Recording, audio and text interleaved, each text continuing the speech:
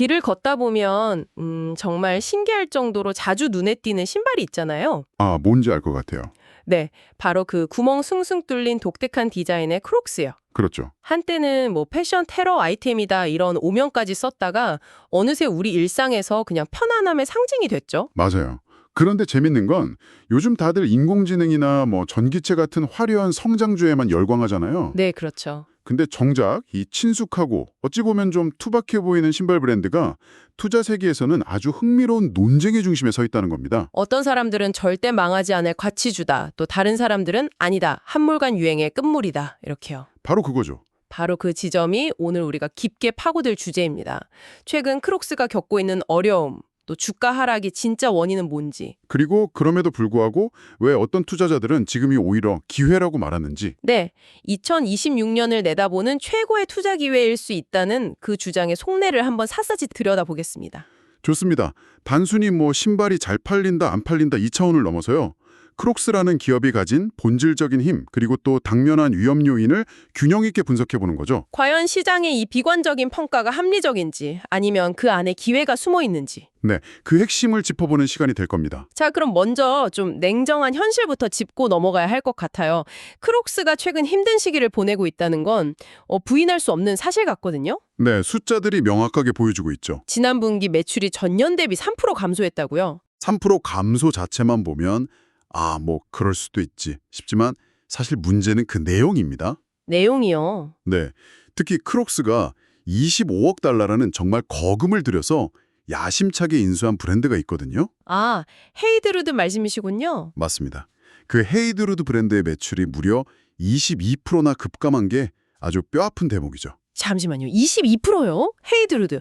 아마 청취자분들 중엔 좀 생소한 분들도 계실 것 같아요. 크록스가 그냥 크록스만 파는 회사가 아니었군요. 네, 아주 중요한 포인트입니다.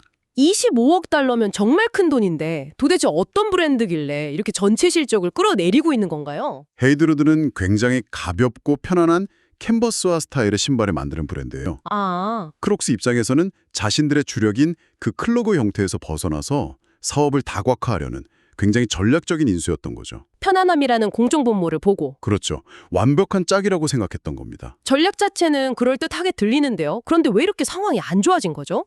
한마디로 타이밍이 최악이었습니다. 타이밍이요. 크록스가 헤이드루드를 인수한 시점이 2021년 말, 바로 팬데믹으로 인한 캐주얼 웨어 유행이 정점을 찍었을 때였어요. 아, 모두가 집에서 편한 신발 찾던 바로 그때. 네, 바로 그 시기에 그야말로 가장 비싼 가격에 사들인 셈이죠. 이제 사람들이 다시 밖으로 나가고 소비 심리가 위축되면서 그 거품이 꺼지기 시작한 겁니다. 그렇군요. 지금 전체 실적을 끌어내리는 가장 큰 족쇄가 바로 이 헤이드루드라고 보시면 됩니다. 22% 감소라는 숫자가 그냥 나온 게 아니었네요. 이런 실망스러운 실적이 반연히 주가에도 영향을 미쳤겠죠? 그대로 직격탄을 맞았습니다. 주가가요, 고점 대비해서 무려 56%나 폭락한 상태니까요. 56%요? 와, 투자자들 입장에서는 뭐 공포를 느낄 수밖에 없는 하락폭입니다. 40억 달러 근처를 맴돌던 연매출도 이제는 꺾이는 모습을 보이고 있고요. 자, 이쯤 되면 보통 이 회사는 이제 끝물인가 보다라고 생각하기 쉽거든요. 그렇죠. 전형적인 내리막길 시나리오처럼 보이죠. 팬데믹 특수는 끝났고 야심찬 인수는 실패로 돌아가는 것 같고 주가는 반토막 났고 그런데 이걸 성장의 재조정 과정으로 봐야 한다는 시각이 있다는 게 흥미롭네요. 맞습니다.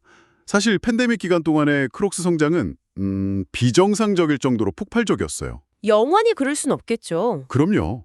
어떻게 보면 이제야말로 그동안의 과열을 좀 식히고 정상적인 성장 궤도로 돌아오는 과정, 일종의 성장통을 겪고 있다고 해석할 수 있는 겁니다. 물론 그 과정이 헤이드루드라는 돌부리에 걸려서 더 아프게 느껴지는 거고요. 정확합니다. 하지만 좀 비판적으로 보자면 그건 너무 긍정적인 해석 아닐까요? 어떤 점에서요? 예를 들어 한때 유행했던 어그부츠나 주식 꾸띠르 트레이닝복처럼 크록스도 그저 한 시대의 유행이 저물어가는 과정일 수도 있잖아요.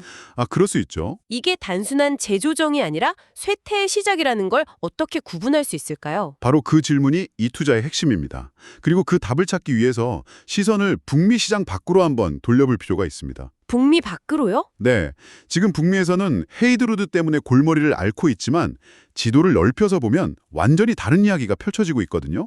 마치 다른 나라에서는 크록스가 위기라는 메모를 못 받은 것처럼요. 재밌는 표현이네요. 지난 분기 북미 매출이 부진했음에도 불구하고 해외 매출은 오히려 6% 증가해서 3억 8,900만 달러를 기록했습니다. 오! 이것이 시사하는 바가 아주 큽니다. 크록스라는 브랜드의 생명력이 특정 지역이나 어떤 일시적인 유행에 갇혀있지 않다는 강력한 증거니까요. 그러니까 미국 시장의 부진을 다른 지역의 성장에 상쇄하고 또 넘어서고 있다는 거군요. 그렇습니다. 이 브랜드는 수십 년간 미국 시장에서 편안한 신발의 대명사로 자리 잡아왔습니다. 그 기반이 아주 탄탄하죠. 이제 그 저력이 시차를 두고 전 세계로 뻗어나가고 있는 겁니다. 이건 사업 구조가 생각보다 훨씬 안정적이라는 뜻이기도 하겠네요. 네. 만약 크록스가 정말 한물간 유행이었다면 다른 나라에서 뒤늦게 유행이 시작될 리 없겠죠. 일리 있는 지적이네요. 한때 유행이었다면 진작 사라졌어야 하는데 정말 끈질기게 살아남아서 이제는 거의 뭐 문화 아이콘처럼 된 면도 있으니까요. 맞습니다. 좋습니다. 해외 시장이라는 희망의 불신을 확인했습니다. 그렇다면 이제 진짜 속을 들여다보죠. 이 기업의 가치를 실제 숫자로 한번 따져볼 필요가 있겠습니다. 네, 이제 여기서부터가 정말 중요합니다. 시장의 감정적인 평가를 싹 걷어내고 기업의 재무 상태표를 냉정하게 들여다보는 거죠. 네. 현재 크록스 주가는 약 $80 수준입니다. 그런데 이 회사가 1년 동안 주주들을 위해 벌어들이는 순수한 현금, 즉 주당 잉여 현금 흐름이 얼마인지 아십니까? 얼마인가요? 무려 12.77달러에 달합니다. 12.77달러요? 네, 잉여 현금 흐름이라는 건 회사가 사업을 유지하고 또 투자할 돈을 다 쓰고 나서 정말 주주들을 위해 마음대로 쓸 수 있는 진짜 현금을 의미하거든요. 회계상의 이익과는 좀 다른 개념이군요. 훨씬 다르죠. 조작하기도 훨씬 어렵고요. 한마디로 현금 창출 능력이 어마어마하다는 겁니다. 80달러짜리 주식이 1년에 약 13달러의 현금을 벌어들인다. 이걸 투자 지표로 환산해서 보면 어떤 의미를 갖는 거죠? 바로 주가 대비 잉여 현금 흐름 비율, 즉 PFCF라는 척도로 볼 수 있습니다. 현재 크록스의 PFCF는 7배가 채 되지 않습니다. 7배 미만. 이게 얼마나 낮은 수치인지 감이 잘 안 오는데요. 비교 대상에 있으면 좀 이해하기 쉬울 것 같습니다. 보통 미국 S&P 500 기업들의 평균 PFCF가 한 15배에서 20배 사이에서 움직입니다. 15배에서 20배요? 네, 나이키나 스케쳐스 같은 동종업계 경쟁사들은 이보다 더 높을 때도 많고요. 그런데 크록스는 7배도 안 된다는 겁니다. 와, 이건 그냥 낮은 수준이 아니라 거의 떨이 세일 수준으로 시장에서 평가받고 있다는 뜻입니다. 그 정도인가요? 시장이 크록스가 벌어들이는 1달러의 현금 가치를 다른 평균적인 기업이 버는 1달러의 절반도 안 되게 쳐주고 있다는 말이네요. 바로 그겁니다. 시장은 지금 크록스의 가격표에다 이 회사는 앞으로 몇 년간 매출이 계속 곤두박칠 거야 라는 비관적인 전망을 미리 다 새겨 넣은 셈이죠. 거의 뭐 회사가 생명 유지 장치에 의존하고 있는 것처럼 가격을 매기고 있다? 네, 그런 셈이죠. 하지만 현실은 어떻습니까? 회사는 여전히 엄청난 현금을 벌어들이고 있죠. 바로 그 지점이군요. 월스트리트의 비관적인 감정과 기업이 실제로 벌어들이는 현금이라는 현실 사이에 엄청난 격차가 발생하고 있는 거네요. 네, 그리고 가치 투자자들은 바로 그 격차 속에서 기회를 찾습니다. 시장의 공포가 과연 합리적인 수준을 넘어선 과도한 우려는 아닌지 질문을 던지는 거죠. 좋습니다. 회사가 이렇게 저평가되어 있고 현금도 많이 벌고 있다면 경영진은 이 상황을 어떻게 보고 있을까요? 그냥 팔짱만 끼고 있지는 않을 것 같은데요. 당연하죠. 경영진은 이 상황을 아주 적극적으로 활용하고 있습니다. 어떻게 말이죠? 바로 자사주 매입이라는 카드를 통해서요. 회사가 벌어들인 그 풍부한 현금으로 시장의 헐값에 나와 있는 자기 회사 주식을 다시 사들이고 있는 겁니다. 자사주 매입이 주주들에게 좋다는 이야기는 많이 들었습니다만 구체적으로 어떤 효과가 있는 건가요? 크게 두 가지 의미가 있습니다. 첫째는 경영진이 외부에 보내는 가장 강력한 신호입니다. 신호요? 네, 말로만 우리 회사 좋습니다 라고 하는 게 아니라 실제 돈을 써서 우리 회사 주식 지금 이 가격은 말도 안 되게 싸다. 우리는 우리 회사의 미래를 믿는다고 직접 보여주는 행위죠. 아, 행동으로 보여주는 자신감의 표현이군요. 그렇죠. 그리고 두 번째는 아주 실질적인 효과입니다. 지난 5년간 크록스는 전체 발행 주식의 20%를 사들여서 소각했습니다. 20%나요? 와, 이건 정말 놀라운 수치인데요. 네, 그게 어떤 변화를 가져오냐면요. 흔히 피자 조각에 비유하곤 합니다. 피자요? 피자 전체 크기, 즉 회사의 전체 이익은 그대로인데 피자를 나눠 먹을 사람 수, 즉 주식 수가 20%나 줄어든 겁니다. 그럼 어떻게 될 걸까요? 아, 당연히 한 사람에게 돌아가는 피자 조각. 그러니까 주당 순이익이 더 커지겠네요. 정확합니다. 설령 회사 전체 이익이 정체되더라도 남아있는 주주 한 명 한 명의 몫은 저절로 커지는 마법 같은 효과가 나타나는 거죠. 이게 나중에 주가 상승의 동력이 될 수도 있겠고요. 강력한 동력이 되어주죠. 동시에 주가가 더 떨어지는 것을 막아주는 튼튼한 안전판 역할도 해줍니다.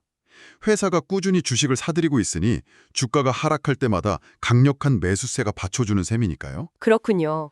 자, 정리를 한번 해보겠습니다. 현재 상황을 보면 헤이드루드 인수 실패로 북미 시장에서는 고전하고 있지만 해외에서는 오히려 성장하고 있다. 네, 그리고 무엇보다 주가는 폭락했지만 회사의 현금 창출 능력은 여전히 막강하고 경영진은 그 현금으로 자사주를 공격적으로 사들이면서 주가를 방어하고 있고요. 맞습니다. 자, 그럼 이 모든 정보를 종합해서 앞으로의 미래를 한번 그려보죠.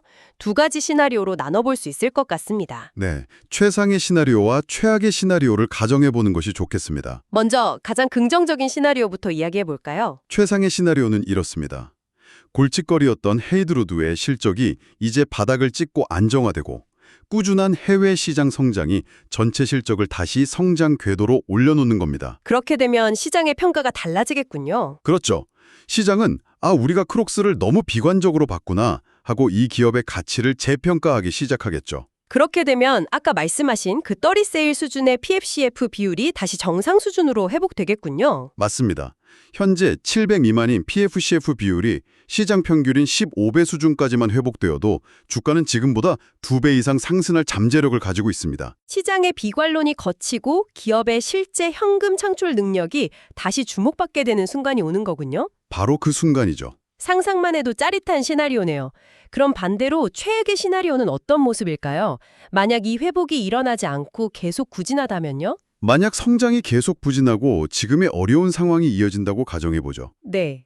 이 경우에도 현재의 아주 낮은 주가 수준, 즉 그 낮은 PFCF 비율과 꾸준한 자사주 매입 프로그램이 일종의 안전마진을 제고합니다. 아, 안전마진? 네, 주가가 추가적으로 급락하는 것을 막아주는 강력한 하방 경직성으로 작용하는 거죠. 이미 주가가 바닥 수준이라 더 떨어질 곳도 별로 없고 설령 떨어지더라도 회사가 계속 주식을 사주니까 어느 정도 방어가 된다는 의미군요. 그렇습니다. 즉, 최악의 경우에도 잃을 것은 비교적 제한적인 면, 최상의 경우에는 얻을 수 있는 잠재력이 매우 크다는 비대칭적 기회가 존재한다고 볼 수 있습니다. 아, 아래는 막혀있고 위는 열려있는 구조. 네, 투자의 관점에서 보면 매우 매력적인 구조인 셈이죠. 오늘은 크록스라는 아주 친숙한 기업을 둘러싼 시장의 상반된 시각을 정말 깊이 있게 파고들어 봤습니다.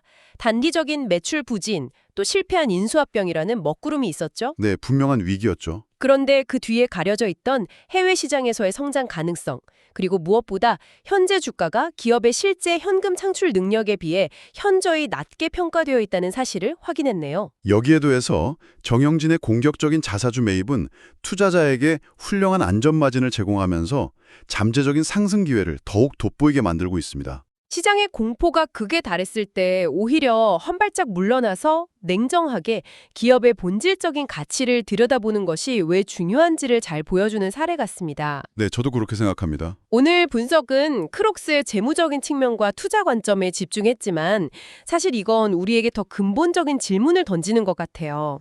어떤 질문이죠? 유행이 쉴 새 없이 변하고 더 화려하고 멋진 제품이 쏟아져 나오는 이 소비재 시장에서 이토록 단순하고 때로는 조롱의 대상이 되기까지 했던 제품이 어떻게 이렇게 오랫동안 살아남아서 막대한 현금을 벌어들이는 힘을 갖게 된 걸까요? 정말 흥미로운 질문입니다. 그 힘이 단순히 편안함이라는 기능적인 가치 때문일까요? 아니면 지비치 같은 액세서리를 구멍에 끼워 넣으면서 자신을 표현하는 커스터마이징의 즐거움 때문일까요? 혹은 나는 유행을 따르지 않아 라고 말하는 일종의 안티패션 선언 같은 어떤 문화적 코드가 작용하는 걸까요? 다음의 길에서 그 알록달록한 신발을 마주치게 된다면 그 안에 담긴 끈질긴 브랜드의 생존력과 시장의 심리에 대해 한 번쯤 생각해 보시는 것도 아주 재미있는 경험이 될 것 같습니다.